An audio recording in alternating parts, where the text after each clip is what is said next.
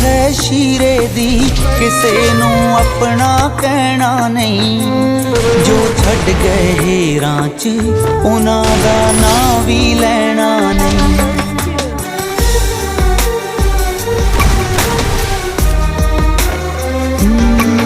हुण जिद है शीरे दी किसे नू अपना कहना नहीं। जो छड़ गए हेरां च उन्हां दा नां भी लैना नहीं।